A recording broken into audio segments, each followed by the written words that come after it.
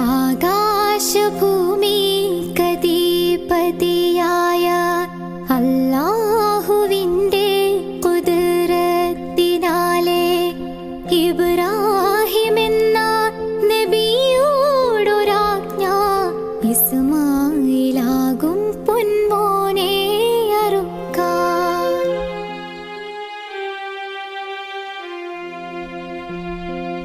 മരണത്തെ തോൽപ്പിച്ച നിൻ ധീരകൃത്യം മധുര സ്മരണയായി നിലനിൽക്കും നിത്യം.